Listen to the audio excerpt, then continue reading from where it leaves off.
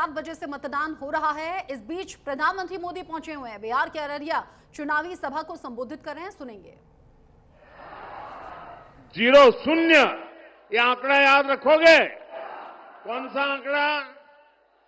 जरा जोर से बोलिए, कौन सा आंकड़ा? कौन सा आंकड़ा? ये जंगल राज के दौरान बिहार में हुए विकास का रिपोर्ट कार्ड है। मेरे नौजवान साथियों, बिहार में जंगल राज की सरकार 1990 से लेकर 2005 तक 15 साल ये जंगल राज ने बिहार को तबाह कर दिया। सरकार चलाने के नाम पर तब सिर्फ आपको लूटा गया।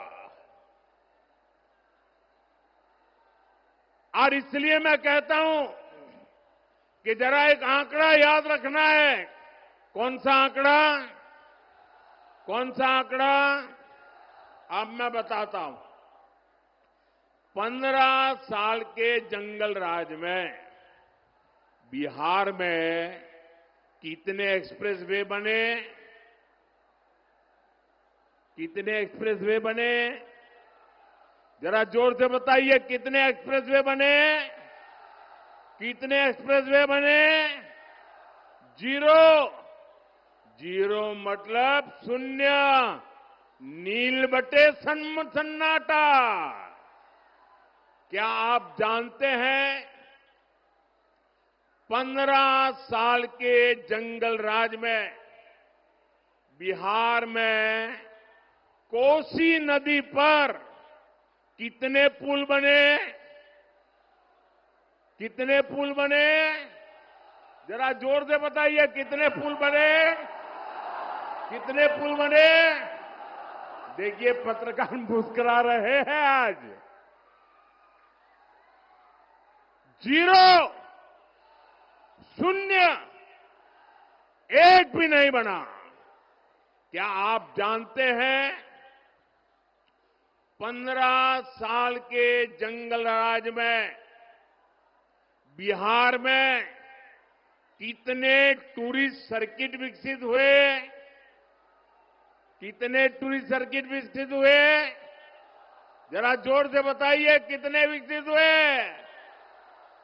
0, शून्य, नील बटे सन्नाटा। क्या आप जानते हैं 15 साल के जंगल राज में बिहार में मेरे नौजवानों को खेलकूद के लिए, मेरी बेटियों को खेल कूदने के लिए कितने स्पोर्ट्स कॉम्प्लेक्स डेवलप हुए? कितने डेवलप हुए? कितने डेवलप हुए? 0 मतलब शून्य, मतलब नील बटे सन्नाटा। क्या आप जानते हैं 15 साल के जंगल राज में बिहार में कितने मेडिकल कॉलेज बने? जंगल राज में कितने मेडिकल कॉलेज बने? जरा जोर से बताइए, कितने मेडिकल कॉलेज बने? 0, शून्य। साथियों, जंगल राज के उन 15 सालों में न बिहार में एक भी आईआईटी आई, ना ही आईआईएम आया, ना ही एक भी नेशनल लॉ यूनिवर्सिटी की स्थापना यहां हुई। पूरी एक पीढ़ी का नौजवान देखिए, पूरी एक पीढ़ी का भविष्य आरजेडी के नेता खा गए दोस्तों। साथियों, एनडीए की सरकार में नीतीश जी ने बहुत मेहनत से बिहार को जंगल राज से बाहर निकाला है। 2014 में डबल इंजन की सरकार बनने के बाद बिहार के विकास में नई तेजी आई है। पटना में आईआईटी खुली है, बोधगया में आईआईएम खुला है, पटना में एम्स खुला है, दरभंगा एम्स का काम तेज गति से चल रहा है। अब बिहार में नेशनल लॉ यूनिवर्सिटी भी है, भागलपुर में ट्रिपल आईटी भी है। बिहार में एक नहीं, दो नहीं, बल्कि 4 सेंट्रल यूनिवर्सिटी भी स्थापित की गई है। साथियों, एनडीए सरकार में गंगा पर 4 बड़े पुल बनाए गए हैं। वीर कुंवर सिंह सेतु, जेपी सेतु, श्री कृष्ण सिंह सेतु, ओंटा सिमरिया सेतु, इसके अलावा महात्मा गांधी सेतु की पूरी तरह मरम्मत करके नया स्टील ब्रिज बनाया गया है। इसके अलावा गंगा जी पर 8 नए पुलों को बनाने का काम तेजी से चल रहा है। कोसी नदी पर भी 3 पुल नए बनाए गए हैं और 3 नए पुल बनाने पर काम चल रहा है।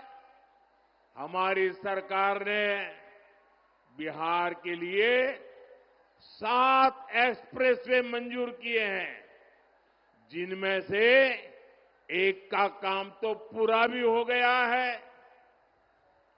साथियों, यहां सीमांचल में भी आधुनिक इंफ्रास्ट्रक्चर का निर्माण किया जा रहा है। फारबिसगंज और दरभंगा के बीच रेल कनेक्टिविटी के लिए 90 साल इंतजार करना पड़ा। 90 साल, 3 पीढ़ी को इंतजार करना पड़ा।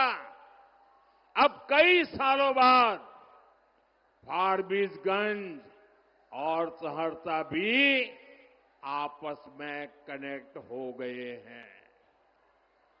गोरखपुर सिलीगुड़ी एक्सप्रेसवे से तो इस क्षेत्र की तस्वीर बदलने वाली है। ये सारा उदाहरण बताते हैं कि बिहार का विकास अगर कोई कर सकता है तो एनडीए कर सकता है। भाजपा के साथ पूरी एनडीए की टीम मिलकर के कर सकती है। साथियों, और इसलिए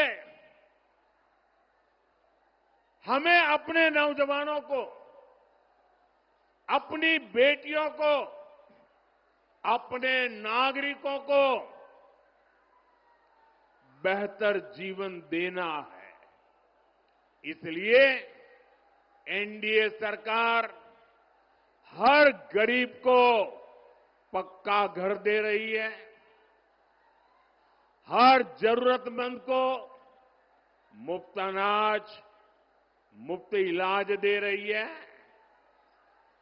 नल दे रही है, नल से जल दे रही है। मुद्रा योजना के तहत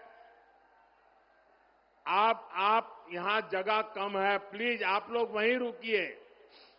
यहां जगह कम है, साथियों आप वहीं रुकिए, आगे मत आइए। मैं आपका उत्साह देख रहा हूं, आपका जोश देख रहा हूं, आपका ये प्यार मेरे सर आंखों पर,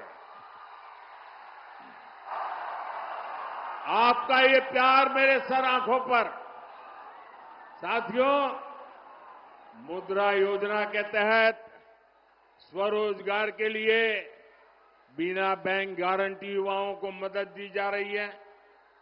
बिहार के हमारे नौजवानों को मुद्रा लोन के करीब 3 लाख करोड़ रुपए मिले हैं। लेकिन साथियों, हमारे इन प्रयासों के सामने एक बहुत बड़ी चुनौती खड़ी है और वो चुनौती है घुसपैठियों की। एनडीए सरकार पूरी मक्कमता से और पूरी ईमानदारी से जो घुसपैठिए हैं एक एक की पहचान कर रही है और घुसपैठियों को देश से बाहर निकालने में जुटी है। लेकिन ये आरजेडी वाले, ये कांग्रेस वाले, ये लोग घुसपैठियों को बचाने में जुटे हैं। ये घुसपैठियों को बचाने के लिए भांति भांति के झूठ फैलाते हैं, गबगोले फेंकते रहते हैं, लोगों को गुमराह करने के लिए राजनीतिक यात्राएं निकालते हैं। साथियों, आप मुझे बताइए, आप मुझे जवाब देंगे नौजवानों? आप मुझे जवाब देंगे? मैं पूछूं, आप मुझे बताइए, ये घुसपैठियों को बिहार से बाहर करना चाहिए कि नहीं करना चाहिए? घुसपैठियों को निकालना चाहिए कि नहीं निकालना चाहिए? जो जहां से आए वहां भेजना चाहिए कि नहीं भेजना चाहिए? साथियों, आरजेडी कांग्रेस को अगर गलती से भी जहां जहां उनको मौका मिला है, जब जब मौका मिला है, ये घुसपैठियों को पिछले दरवाजे से भारत का नागरिक बनाने में लगे रहे। और वो सिर्फ आकर के किसी के घर में ठहर जाते, ऐसा नहीं है। एक घुसपैठिए आपके खेतों पर कब्जा करते हैं, दुकानों उद्योगों में घुसपैठियों को ही काम मिलना हो जाता है। आपके बच्चों को उनको काम का जो हक है, वो हक ये घुसपैठिए छीन लेते हैं, उनको मिलना शुरू हो जाता है। और इसलिए मेरे नौजवानों, मेरी माताओं बहनों, मेरे मुल्क के मालिकों, मुझे बताइए, ये घुसपैठिए जाने चाहिए कि नहीं जाने चाहिए? ये घुसपैठियों को हटाना चाहिए कि नहीं हटाना चाहिए? साथियों, घुसपैठियों का ठीक से हिसाब हो। आप मुझे बताइए, ये घुसपैठियों का हिसाब कौन कर सकता है? जरा बताइए, घुसपैठियों को कौन निकाल सकता है? ये घुसपैठियों को कौन निकाल सकता है? ये घुसपैठियों को कौन निकाल सकता है? ये घुसपैठियों को कौन निकाल सकता है? मोदी नहीं, आपका एक वोट निकाल सकता है। आपका वोट, आपके वोट की ताकत है, वो घुसपैठियों को निकाल करके रहेगी। और इसके लिए एनडीए की डबल इंजन सरकार बहुत जरूरी है। साथियों, कांग्रेस हो, आरजेडी हो, इन्हें देश की सुरक्षा से कोई मतलब नहीं है। इन्हें देश की आस्था से भी कोई मतलब नहीं है। इसलिए सब लोग हमारी आस्था, हमारी संस्कृति का भी अपमान करते हैं। आपने देखा, कांग्रेस के जो नामदार है, वो बिहार आकर छठी मैया की पूजा को ड्रामा बताते हैं, ड्रामा। क्या ये छठी मैया का अपमान है कि नहीं है? हमारी आस्था का अपमान है कि नहीं है? हमारी माताएं बहनें छठी मैया की आराधना में कितनी तपस्या करते हैं, तब करती है, पानी तक नहीं पीती। ये उसको नौटंकी कहते हैं। और आरजेडी वाले नामदार, ऐसी जब आती है तो उनके मुंह पर ताला लग जाता है। यही नामदार उछल उछल करके, टीवी वालों को बुला बुला करके, जब महाकुंभ चल रहा था तो महाकुंभ के स्नान की मजाक उड़ाते थे। साथियों, ये राम मंदिर का विरोध करते थकते ही नहीं है। प्रभु राम पर इनका विश्वास नहीं है। और ये कोई ढकी छुपी बात नहीं है, पूरा देश जानता है। इनकी आस्था नहीं थी तो ये प्राण प्रतिष्ठा में नहीं गए। आए दिन इस पवित्र परंपरा का भी मजाक उड़ाते रहते हैं। चलो भाई, ये घुसपैठियों के दबाव में, वोट बैंक की राजनीति में उनकी कोई मजबूरी है, समझ गए। प्रभु राम से उनकी नफरत होगी, हो सकता है। लेकिन जरा मैं एक और सवाल पूछता हूं। मेरे इस सवाल को जरा गंभीरता से सुनिए। आपको मालूम है ना, जहां भगवान राम का मंदिर बना है ना, वहीं पर निषाद राज जी का भी मंदिर बना है। वहीं पर महर्षि वाल्मीकि जी का भी मंदिर बना है। वहीं पर माता शबरी जी का भी मंदिर बना है। ये जरा कांग्रेस आरजेडी वालों को मैं पूछना चाहता हूं कि भाई, तुम्हें राम से गुस्सा है? अरे राम जी के पास मत जाना। अरे वहां निषाद राज है, जरा वहां तो मत्था टेक के आ जाओ। वहां वाल्मीकि जी है, अरे वहां तो मत्था टेक के आ जाओ। वहां माता शबरी है, अरे वहां तो चरण छू के आ जाओ। इनको निषाद राज से, महर्षि वाल्मीकि जी से, माता शबरी से भी ऐतराज है। इससे पता चलता है कि ये लोग दलितों, पिछड़ों से कितनी नफरत करते हैं। साथियों, एनडीए का एक ही संकल्प है, सबको पढ़ाई, सबको दवाई, सबकी कमाई, सबकी सुनवाई, और जहां पानी नहीं है खेतों में, वहां सिंचाई। एनडीए सरकार में इसी मंत्र पर चलते हुए हम कोसी और मेची नदी को जोड़ रहे हैं। हजारों करोड़ रुपए की योजना बनाई गई है। लक्ष्य यही है कि बाढ़ की चुनौती कम हो और किसानों को सिंचाई की सुविधा मिल सके। साथियों, यहां बहुत बड़ी मात्रा में दाल उगाई जाती है। हमारी सरकार ने दलहन किसानों के लिए बहुत बड़ी योजना बनाई है। इससे दलहन किसानों को बहुत लाभ होगा। अब तो आपकी सेवा में नया राष्ट्रीय मखाना बोर्ड भी है। ये मखाना की खेती को नई बुलंदी देने वाला है। साथियों, यहां इस क्षेत्र में जूट की भी काफी खेती होती है। जूट किसानों के लिए जितना हमारा सरकार कर रही है, उतना पहले कभी नहीं हुआ।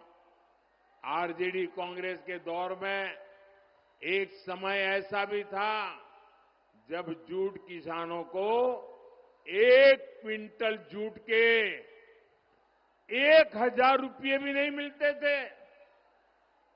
ये एनडीए सरकार है जिसने आपके हितों का ध्यान हमेशा रखा। आज 1 क्विंटल जूट एमएसपी 5,600 रुपये से ज्यादा हो गया चुका है। 5,600। उस समय 1000 भी नहीं होता था।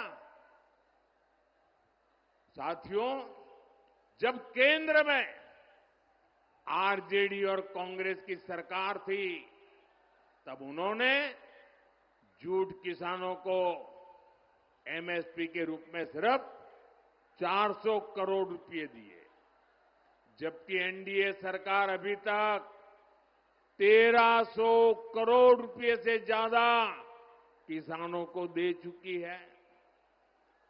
इसका बड़ा फायदा बिहार के जूट किसानों को हुआ है। साथियों, हमारी सरकार माताओं बहनों की कमाई और दवाई के लिए भी अनेक कदम उठा रही है। मुख्यमंत्री महिला रोजगार योजना इसका सशक्त उदाहरण है। इसके तहत बिहार की 1,40,00,000 बहनों के खाते में 10-10 हजार रुपये पहुंच चुके हैं। माताएं बहनें, जरा ताली बजा करके मुझे बताइए, ये अच्छा हुआ है कि नहीं हुआ है? आपको ताकत मिली है कि नहीं मिली है? और हमने वादा किया है, जो भी इस पर से कोई काम धंधा शुरू करेंगे, उनको आगे सरकार बनने के बाद फिर से पैसा मिलने वाला है। करेंगे ना? हमें बिहार को आगे बढ़ाना है, करेंगे ना? बिहार एनडीए ने फिर से सरकार बनने के बाद इस योजना का दायरा बढ़ाने की घोषणा की है। साथियों, मुझे परसों ही बिहार की बहनों से फोन कॉल पर बातचीत करने का अवसर मिला था और मुझे बताया गया लाखों बहनें मेरे साथ उस समय जुड़ी थी और घंटे भर में बात करता रहा। और जो मैंने उनको सुना, एक एक बहन जो बता रही थी, मुझे विश्वास हो गया है कि ये हमारी माताएं बहनें समृद्ध बिहार बनाने का संकल्प ले चुकी है और इसलिए वो जंगल राज की वापसी भी कभी भी वापसी नहीं होने देंगे। अब मेरा विश्वास और पक्का हो गया है। आज बिहार को जंगल राज से बचाने के लिए अगर सबसे बड़ा कोई किला है, सबसे बड़ी दीवार है, सबसे बड़े संरक्षक है, तो ये मेरी माताएं बहनें हैं। ये मेरी माताओं बहनों की ताकत है। ये मेरी माताओं बहनों की जागरूकता है। साथियों, कुछ दिनों पहले मैंने कांग्रेस और आरजेडी में जो झगड़े हो रहे हैं ना, एक दूसरे की टांग खींचने का जो काम चल रहा है, उसकी पोल खोल दी थी। ये पोल खुलने के बाद कांग्रेस आरजेडी के बीच झगड़ा और भी बढ़ गया है। अभी हमने देखा, कांग्रेस ने तो अब उप मुख्यमंत्री पद के उम्मीदवार को ही आरजेडी के खिलाफ मोर्चे पर उतार दिया है। वो मीडिया को इंटरव्यू दे रहे हैं और इंटरव्यू में क्या कह रहे हैं? वो इंटरव्यू में आरजेडी के जंगल राज की ही कलई खोल रहे हैं। वो कह रहे हैं कि जंगल राज में दलितों, महादलितों और अति पिछड़ों के साथ सबसे अधिक जुल्म हुआ है। साथियों, अभी तो ये शुरुआत है। चुनाव परिणाम आने दीजिए। ये कांग्रेस आरजेडी के लोग एक दूसरे के बाल नोचने वाले हैं, एक दूसरे के। साथियों, अररिया में 11 नवंबर को मतदान है। आपको मेरा एक काम करना है। करेंगे? मेरा एक काम करेंगे? पक्का करेंगे? अभी आपके पास 3-4 दिन बचे हैं। घर घर जाकर के बताना कि अपने मोदी जी आए थे। बताएंगे? बताएंगे? और कहना कि मोदी जी ने आपको प्रणाम भेजा है। मेरा प्रणाम पहुंचा देंगे। हर घर में पहुंचा देंगे। दूसरा भी एक काम करना है, छठ महापर्व के लिए जो लोग बाहर रहते वो गांव में वापस आए हैं, उनको कहना कि मोदी जी ने कहा है कि अगर आपका यहां वोट है तो जाने की जल्दी मत करना, वोट देकर के ही जाना। करेंगे? साथियों, आपके उत्साह से पक्का है इस बार एनडीए की रिकॉर्ड विजय होने वाली है। भाजपा एनडीए के हर कार्यकर्ता को पूरी ताकत से हर बूथ पर विजयी होना है। एक भी बूथ ऐसा ना हो कि जहां हम एक वोट से भी पीछे नहीं होने चाहिए। और भाइयों बहनों, जब चुनाव का नतीजा आ जाएगा तो दही चूड़ा और मखाना की खीर के साथ हमें एनडीए की रिकॉर्ड विजय का उत्सव मनाना है। साथियों, आप इतनी विशाल संख्या में यहां आए, हमारे इन साथियों को आशीर्वाद दिया। मैं सभी उम्मीदवारों से प्रार्थना करता हूं कि जरा आप यहां आ जाइए। हाँ, बस वहीं खड़े रह जाइए। हाँ, सबके सब मैं आप सबको मिलकर के आपको शुभकामनाएं देना चाहता हूं। आप सब भारत मां की जय बोल करके इनको आशीर्वाद दीजिए। भारत माता की, भारत माता की, भारत माता की, भारत माता की। बहुत बहुत धन्यवाद।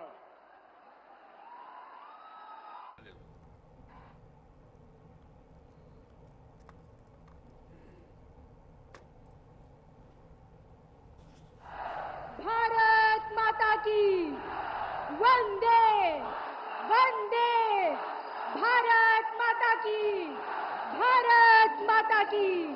प्रधानमंत्री नरेंद्र मोदी जिंदाबाद। जन जन के कल्याण का आया है युग उत्थान का, जन जन के कल्याण का तो पहले संकल्प में भरे थे।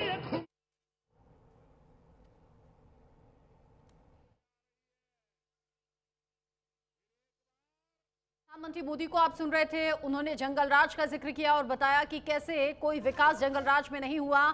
जंगल राज वाले अपने आप को शहंशाह मानते हैं। आज चूंकि पहले चरण का मतदान हो रहा है, पीएम मोदी ने कहा कि जो भी पोलिंग बूथ है, शानदार तस्वीरें उससे आ रही हैं, बढ़ चढ़कर वोटिंग में हिस्सा लीजिए और एनडीए के समर्थन में वोट डालने की अपील दूसरे चरण के लिए प्रधानमंत्री मोदी ने की।